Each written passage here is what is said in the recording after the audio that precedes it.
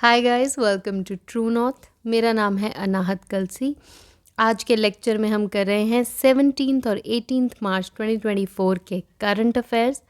तो स्टार्ट करते हैं। सबसे पहले क्वेश्चन में हम देख रहे हैं what is the name of the laser weapon system जो कि रिसेंटली टेस्ट फायर किया गया है बाय ब्रिटेन। तो इसका नाम है ड्रैगन फायर। तो इस सिस्टम के बारे में और देखते हैं। तो ब्रिटेन ने रिसेंटली टेस्ट फायर किया है dragon fire laser directed energy weapon system को।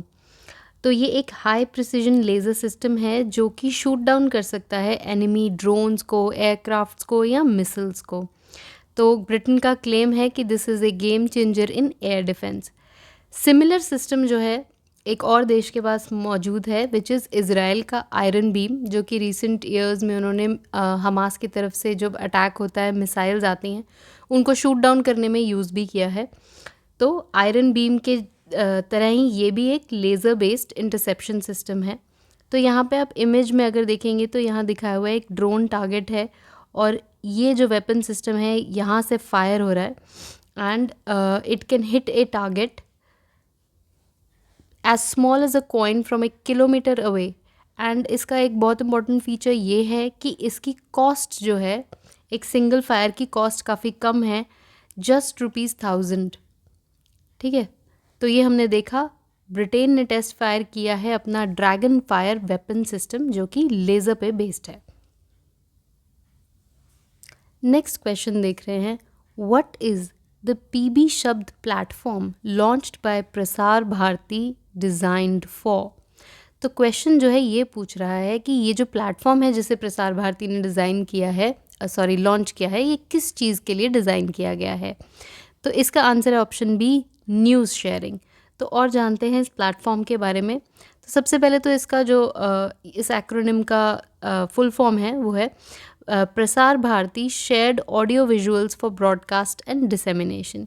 ये जो है एक न्यूज़ शेयरिंग सर्विस है जिससे कि जो यूज़र्स हैं उन्हें डेली का न्यूज़ फीड मिलेगा वेरियस फॉर्मेट्स में, टेक्स्ट, फ़ोटो, ऑडियो, वीडियो, इस तरीके का फॉर्मेट जो है उन्हें मिलेगा। ये एक जॉइंट इनिशिएटिव है by Prasar Bharati, DD news and Akashvani news. आगे हम देख रहे हैं कि प्रसार भारती के नए चेयरमैन अपॉइंट हुए हैं। तो देखते हैं किसे अपॉइंट किया गया है। तो ये हैं former IAS officer Navneet Kumar Sehgal, जिन्हें कि प्रसार भारती का नया चेयरमैन अपॉइंट किया गया है। तो यहाँ पर हम थोड़ा सा प्रसार भारती के बारे में जान लेते हैं। तो ये देश की पब्लिक सर्विस ब्रॉडकास्टर है, स्टैट्यूटरी बॉडी है जो कि प्रसार भारती एक्ट के अंडर बनी है। इट कंप्राइजेज ऑफ जो दूरदर्शन टेलीविज़न नेटवर्क है और ऑल इंडिया रेडियो। इसके हेड क्वार्टर है न्यू दिल्ली में। ठीक है, तो हमने देखा प्रसार भारती के नए चेयरमैन नवनीत कुमार सहगल। आगे चलते हैं। नेक्स्ट क्वेश्चन है where was the global spirituality Mahotsav organised. इसका आंसर है ऑप्शन सी, हैदराबाद। तो देखते हैं और इसके बारे में। तो ये हुआ था हैदराबाद में, ऑर्गेनाइज किया गया था इंटरनेशनल बुद्धिस्ट कॉन्फेडरेशन के द्वारा। तो इस गैदरिंग का एम है to spread interfaith dialogue and understanding. तो इसमें बहुत से रिलीजन के लीडर्स ने जो है पार्टिसिपेट किया, whether it is Buddhism, Christianity, Islam, Hinduism etcetera.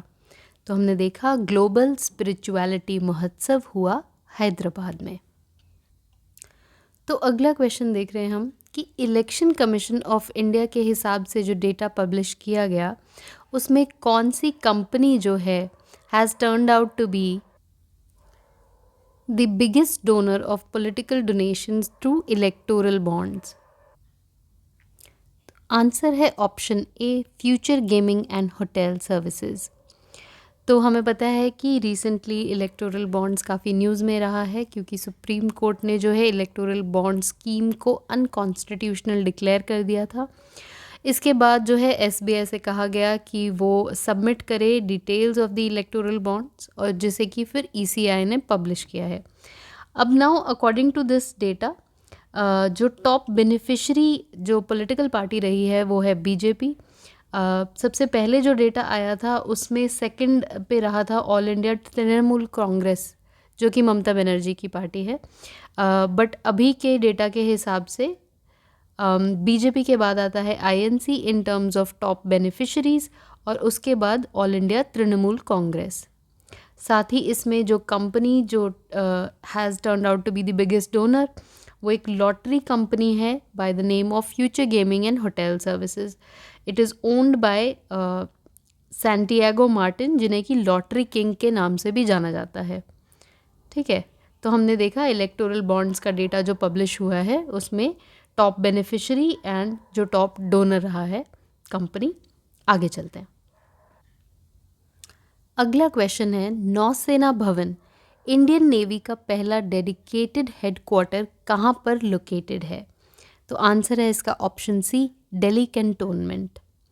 तो आगे देखते हैं कि ये इंडियन नेवी का पहला डेडिकेटेड हेडक्वार्टर है। इसे इनॉग्रेट किया हमारे डिफेंस मिनिस्टर राजनाथ सिंह ने, लोकेटेड इन दिल्ली कैंटोनमेंट।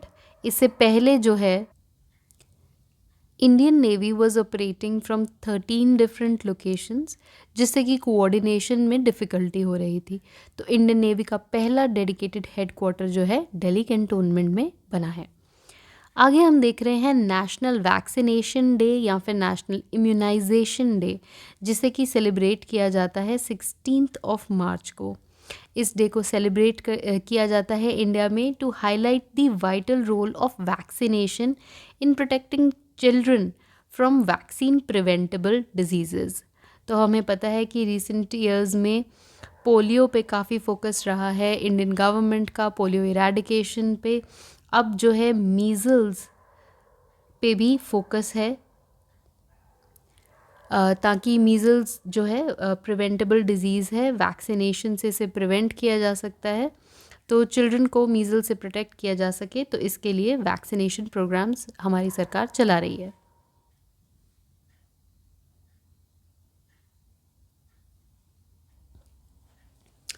आगे हम देख रहे हैं रशियन प्रेसिडेंशियल इलेक्शन। तो वोटिंग जो है रशिया में ख़त्म हुई है और रशिया ने रिलीज़ किया है एग्ज़िट पोल का डेटा, जो कि दर्शाता है कि व्लादिमीर पुतिन जो हैं लीड कर रहे हैं रशियन प्रेसिडेंशियल इलेक्शन रेस को with nearly 88% of the votes.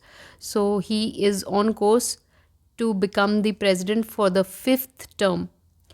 तो जो वोटिंग है according to western media happened against the backdrop of a crackdown on the opposition and on freedom of speech. साथ ही हमें पता है कि अर्लियर इन February 2024 जो रशिया के ऑपोजिशन लीडर थे और पुतिन के काफ़ी बड़े क्रिटिक एलेक्सी नावल्नी, ये he died in a prison in the Arctic circle. तो अभी इस इलेक्शन के चलते कुछ प्रोटेस्ट भी हुए हैं रशिया में against Putin, but nevertheless he is on the course for becoming the president for the 5th term. ठीक है, आगे चलते हैं, मिसलेनियस सेक्शन देखते हैं।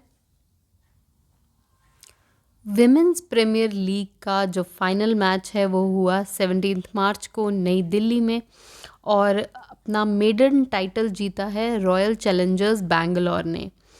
टीम की कैप्टन है Smriti Mandhana. They secured an 8 wicket victory over the Delhi Capitals. तो विमेंस प्रीमियर लीग 2024 का फाइनल जीत गया है, टाइटल जीत गया है रॉयल चैलेंजर्स बैंगलोर। आगे हम देख रहे हैं PV Narasimha Rao memorial award. इससे सम्मानित किया गया है रतन टाटा को for his outstanding philanthropic contributions. तो रतन टाटा, टाटा सन्स के फॉर्मर चेयरमैन, ये जो है अपनी इंडिविजुअल कैपेसिटी में एंड थ्रू टाटा ट्रस्ट जो है काफ़ी डोनेशन देते रहते हैं। तो उनके फिलैंथ्रोपिक कॉन्ट्रीब्यूशंस के लिए उनको सम्मानित किया गया है with the PV Narasimha Rao memorial award.